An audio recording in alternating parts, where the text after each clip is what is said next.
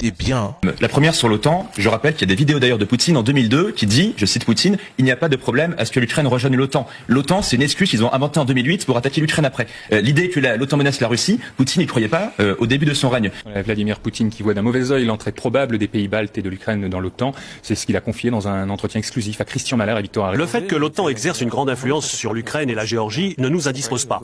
En revanche, tout élargissement de l'OTAN n'améliorerait pas la sécurité du monde. Je ne vois pas en quoi l'élargissement à nos voisins baltes, par exemple, peut améliorer la sécurité du monde. Cela dit, si d'autres républiques de l'ex-URSS adhèrent à l'OTAN, nous respecterons leur choix. C'est leur droit souverain en matière de défense, mais certains problèmes pourraient surgir dans le cadre de notre coopération militaire avec l'Ukraine, qui est énorme. Cette coopération est à un tel niveau que s'il devait y avoir une présence militaire de l'OTAN en Ukraine, je n'y maintiendrai plus nos technologies de pointe et nos armements sensibles. L'Ukraine pourrait alors avoir des problèmes, je le dis franchement. Il omet de rappeler qu'un accord OTAN-Russie a bien existé et a été signé le 28 mai 2002 à Rome, qui instaurait un cadre destiné à renforcer la coopération sur des sujets majeurs comme la lutte contre les terreaux, la gestion des crises, la non-prolifération, le contrôle des armements ou encore les opérations de sauvetage. À l'époque, Poutine cherchait avant tout à créer un climat favorable à des partenariats élargis, y compris avec des pays comme l'Ukraine.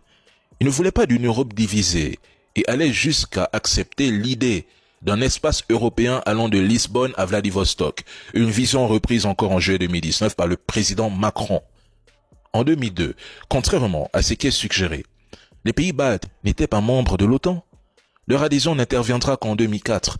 Et avant 2004, il n'existait ni base, ni troupes, ni infrastructure militaire OTAN ou américaine à proximité immédiate de la Russie. Les forces américaines étaient principalement stationnées en Europe occidentale, notamment en Allemagne.